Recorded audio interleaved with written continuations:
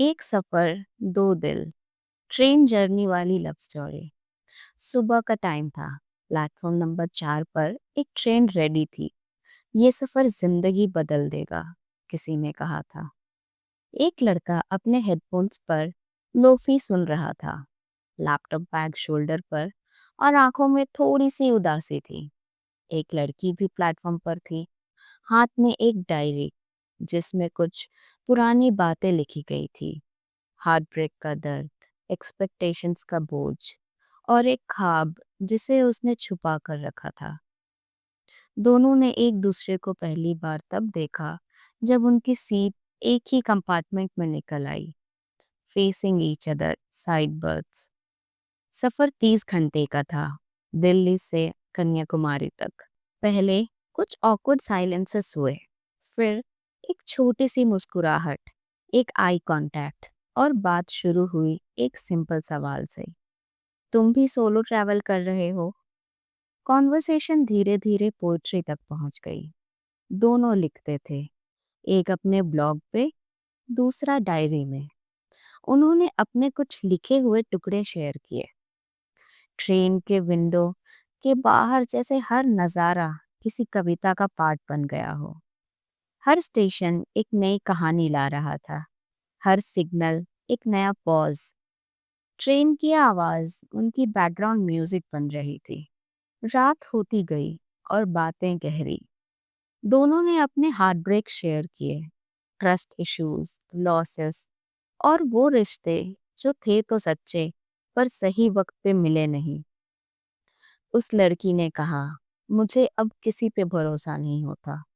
लड़के ने बोला, मैं किसी को इतना क्लोज ही नहीं आने देता अब। फिर भी वो एक दूसरे के लिए कंफर्टेबल फील कर रहे थे, जैसे दो ब्रोकन लोग एक दूसरे के पीसेस समझ रहे हो। एक पॉइंट पे दोनों चुप हो गए, कुछ सेकंड्स तक सिर्फ साइलेंस। और फिर उसी साइलेंस में कुछ था, एक इमोशनल शिफ्ट। अगली सुबह एक चाय वाला आया। उसने दोनों को एक साथ चाय देते हुए कहा, प्यार काफी सिंपल होता है, बस समझा नहीं जाता। दोनों मुस्कुरा दिए, लेकिन दोनों जानते थे ये सफर टेम्पररी है। 30 घंटे के बाद अपनी अलग जिंदगियों में वापस चले जाएंगे। ये रियलाइजेशन उन्हें थोड़ा उदास कर गया। लड़का सोचता रहा, क्या ये बस एक ट्रेन वाली स्टोरी है? लड़की डायरी में कुछ लिख रही थी, कुछ ऐसे अल्फाज जो कभी नहीं कहे। ट्रेन के एक स्टेशन पर कुछ लोकल किड्स आए।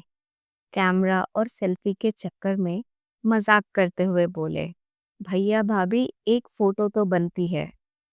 दोनों हंस पड़े और पहली बार एक कैंडिड फोटो क्लिक हुई। वो फोटो बाद में इस कहानी की याद बन गई। ट्रेन अपनी डेस्टिनेशन के करीब थी। दोनों चुप हो गए, जैसे वक्त को स्लो करना चाहते हो, पर वक्त किसी के लिए नहीं रुकता। ट्रेन रुकी। प्लेटफॉर्म पर भीड़ थी। दोनों एक दूसरे के सामने खड़े थे। एक ऑकवर्ड मोमेंट। तुम्हारा नंबर, तुम्हारा इंस्टा, कुछ भी नहीं। लड़की ने अपनी डायरी का एक पन्ना फाड़ा। उस पर कुछ लिखा था और उसके हाथ में थमा दिया। फिर भीड़ में कहीं खो गई। लड़के ने डायरी का पन्ना खोला। उस पर सिर्फ इतना लिखा था, कभी किसी ट्रेन में मिलना हो तो एक विंडो सीट जरूर लेना, मैं लिखने वाली हूँ।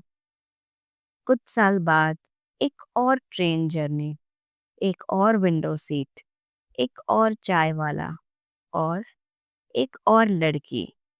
पर इस बार उसके हाथ में वही डायरी थी जिसमें पहला पन्ना फाड़ा गया था।